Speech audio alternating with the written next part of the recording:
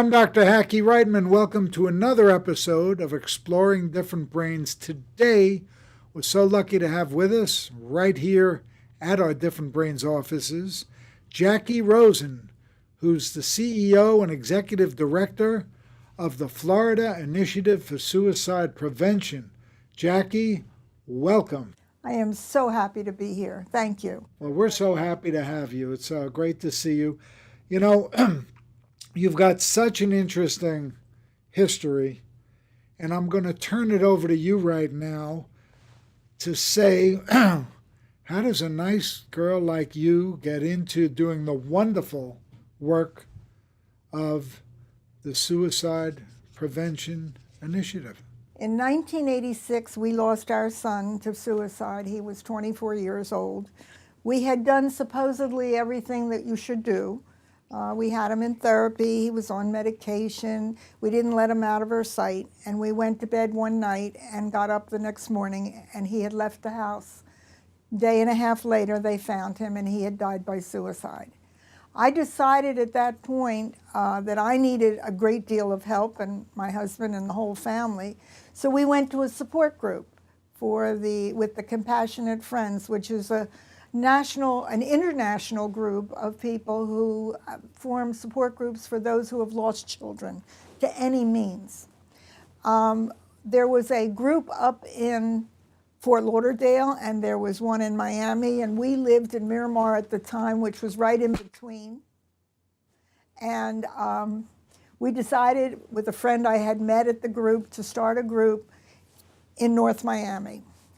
When we started that group, which I was running the programs, there were 5 families who had all lost 24-year-old children by suicide in that group. Those 5 families would end up out in the parking lot after the program talking about the differences between our kind of grief from suicide and the general grief from other means. And there were some people in the group that made pretty heartbreaking comments to us. Oh, your child decided to die. Mine didn't. Mine had no choice. Well, that didn't work out too well, did it? So we went and we got together and we formed a group which today is known as the Florida Initiative for Suicide Prevention.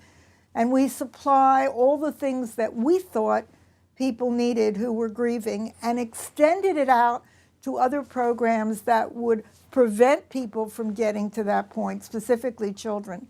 And so we have 5 support groups for people who have lost a loved one by suicide. We have our upcoming international Suicide Survivors of Loss Healing Day, which is November the 17th, which we have every year, a conference where we have people come in. We help the people with information and referrals. And we also have a program that started many years ago called the SUN program, Solutions Unlimited Now, which teaches problem solving, because we felt that problem solving is one of the big problems with people getting hopeless and helpless. They don't feel that they can solve or cope with their problems. That eventually, we taught all of the counselors in Miami-Dade and Broward schools how to run the program. Unfortunately, due to exams, etc., there was no time for the program. So I came up with an idea of creating a club, an after-school club that incorporated that program and other things that kids needed to work through. And what we've done is we've created a safe place where kids can go after school. They have a teacher in the room, but the kids actually run these clubs.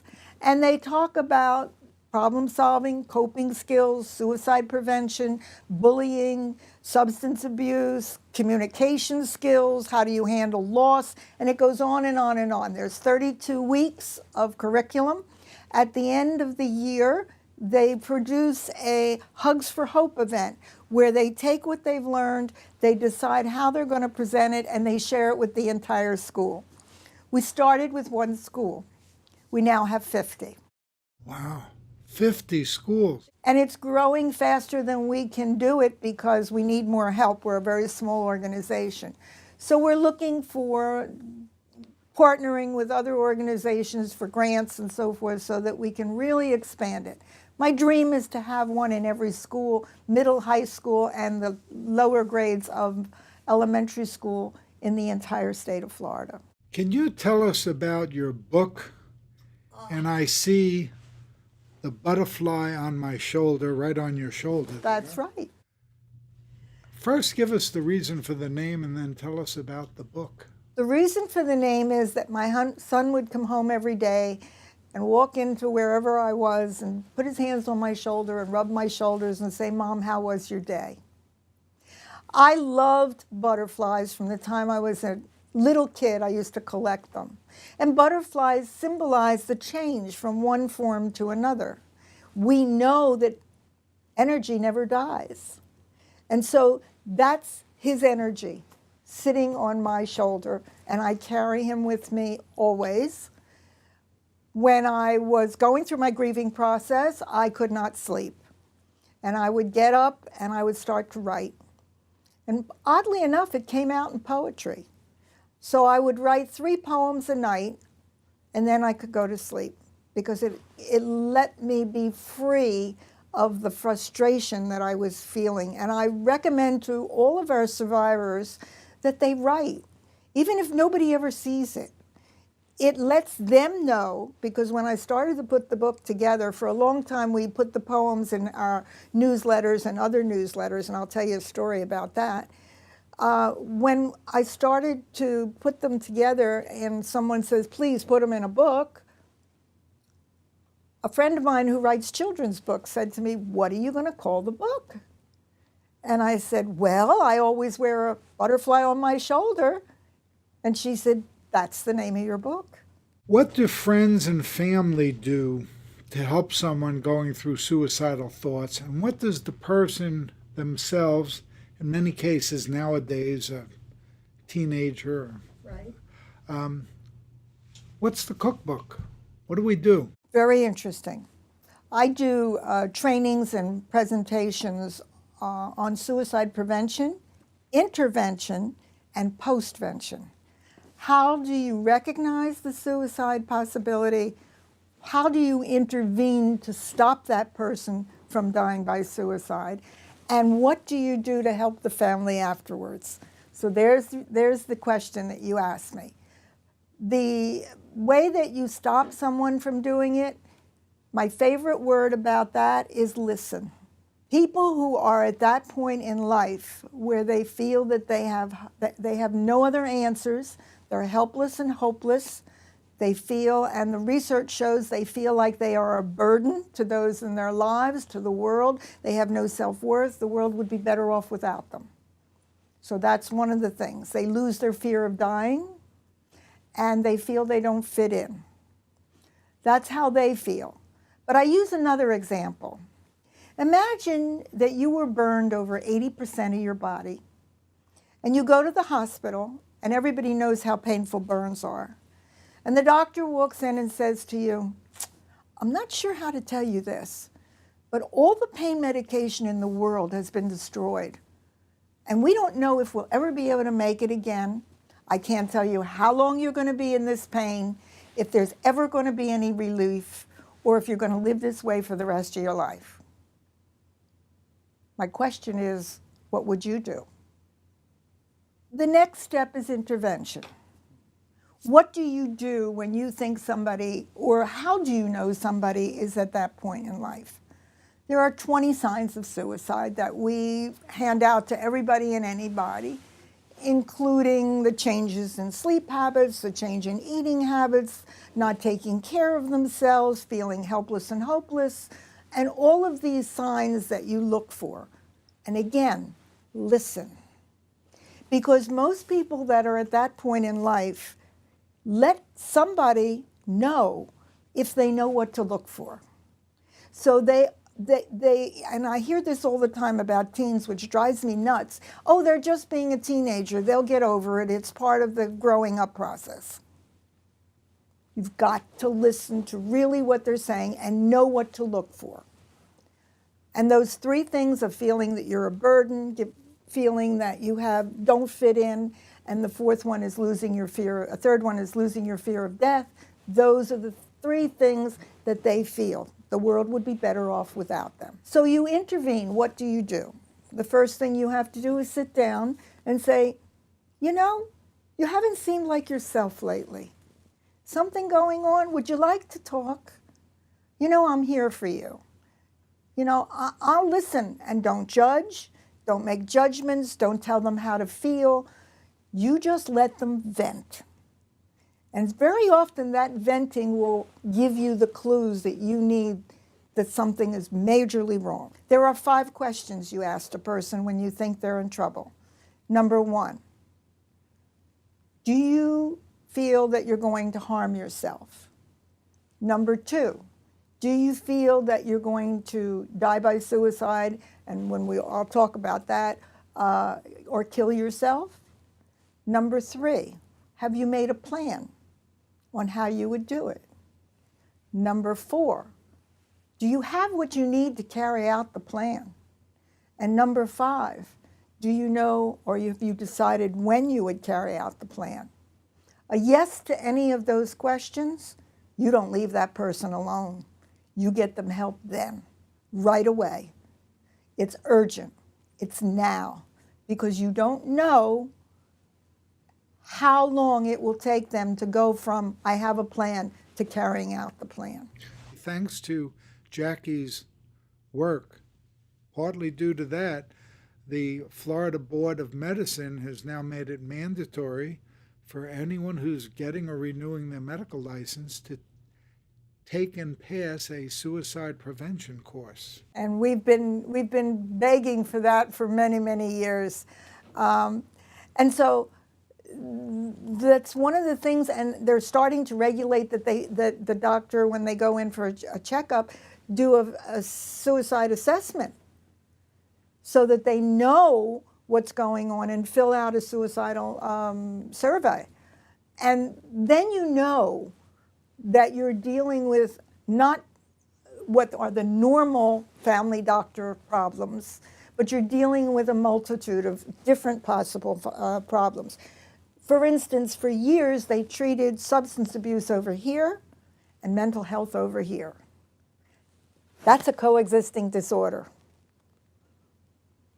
If you don't treat both, it's going to go over again and again and again and again, because we don't know if the substance abuse is self-medication for a mental disorder or a brain disorder, or if the substance abuse creates the brain disorder.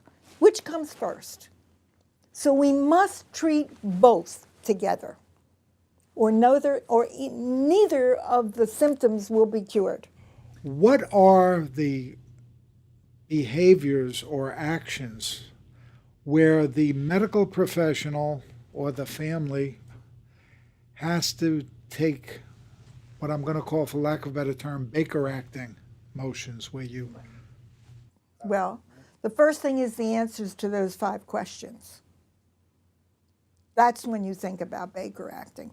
I get calls at my office where people are talking about being so depressed, and we keep them on the line. We're not a hotline, but we keep them on the line to get a feeling and ask them the 5 questions, what's happening, and I will get somebody else in the office to call the police department and say to them, we need you to go out and do a wellness check.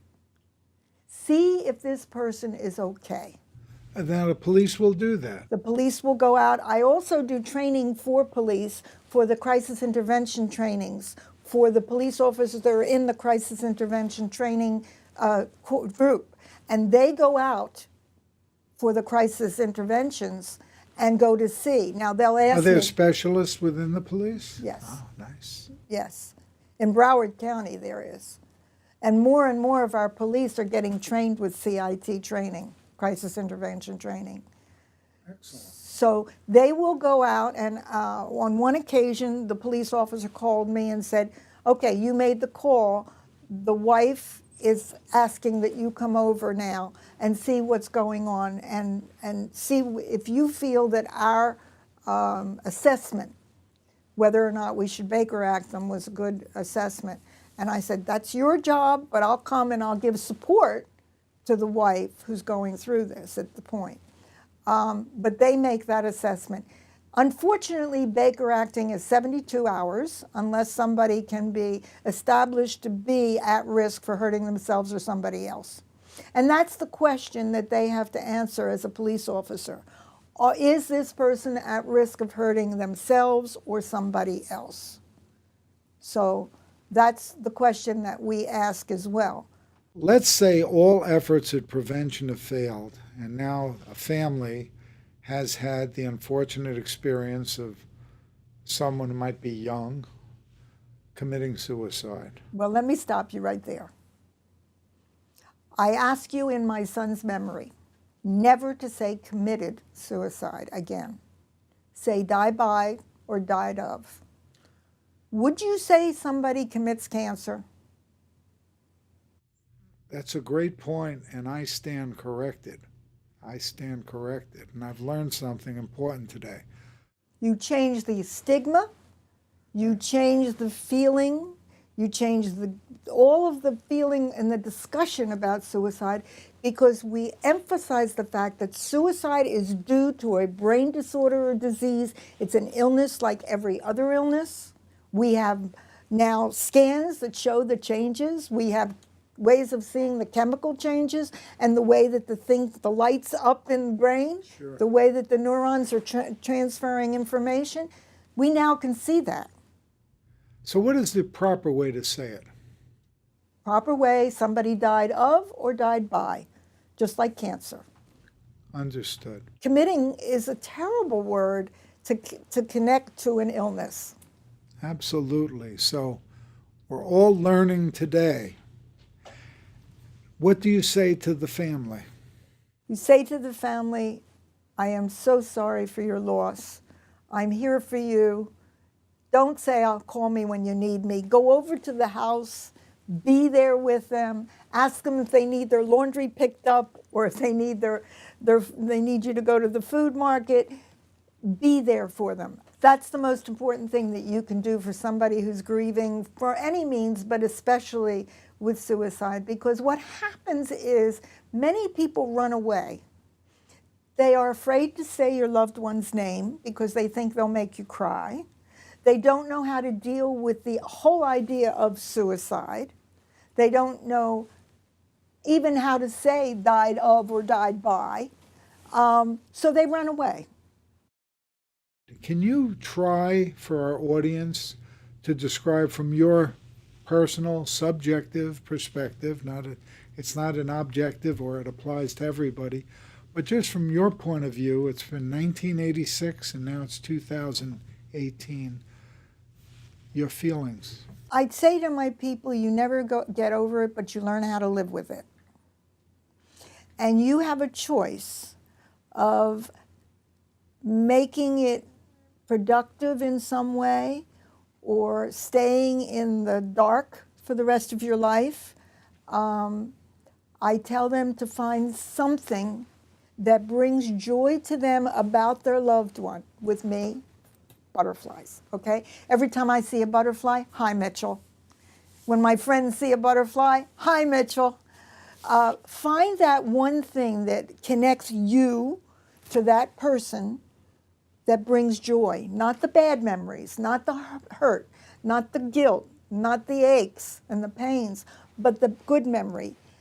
And connect that to your daily life in some way, so that every time you see the sunrise, every time you see an ocean, every time, whatever that connection is, you are able to feel the goodness that you shared with them. That's one way of trying to make it. And I call that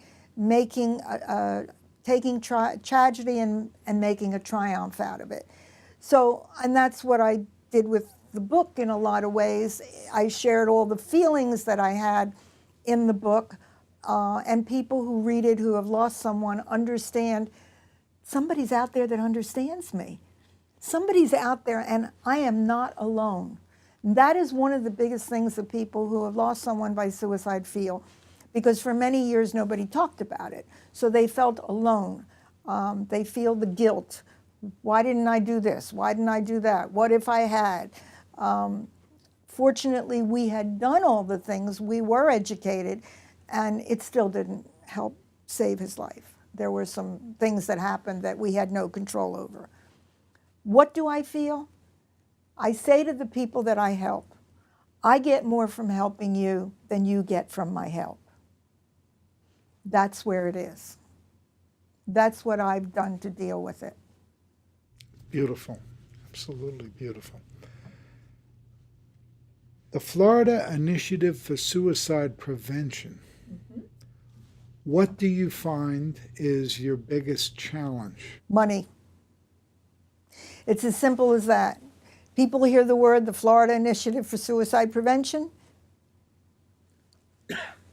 They'd rather give to the Cancer Fund or to this fund or to that fund because they don't always relate to it. But they don't understand that in the state of Florida, our funding for mental health, we're the 49th out of 50 states. We were 50th on no funding spent for mental health. They don't understand that every 3 hours there's a suicide in the United States, and every 30 seconds there's an attempt. This is one of the widest, biggest health problems in the world, but in the United States it's huge. And if we don't come somewhere to find an answer to help people understand that this is a disease or a disorder that needs to be treated like any other disorder, that needs the research, that needs the medications, that needs somebody to say, okay, I'm going to take this on and I'm going to make a difference. We're going to keep still losing kids. One of the things that we have research on now is social media. Social media is one of the biggest causes of students getting, quote, helpless and hopeless and dying by suicide. The other thing is I believe tremendously in the change of our society and the way it treats people. The nastiness and division has been a major problem. And I think that through the social media, that's being emulated and it's being pushed, and it's hurting so many people. So many people. What is one piece of knowledge and advice you'd like to give to our differentbrains.org audience? There's 3 words that I use, or 3 groups of words. Be aware, care, and share. Share the knowledge you learn. Be aware so that you know when somebody is in trouble and care enough to do something about it. And just like Jackie Rosen, we should all learn to listen more. Listen more. How can people find out more about what you do? Go on our website. That's fisponline.org, FISPonline.org, or call us at 954-384-0344. You can find out all about us and how we're helping kids in 50 schools not get to the point where they feel they have to die by suicide. Jackie Rosen, it's been a pleasure to have you here on Exploring Different Brains, and thank you for coming to our offices here at differentbrains.org, and keep up the great work that you do with the Florida Initiative for Suicide Prevention. Thank you so very much, Dr. Hackie.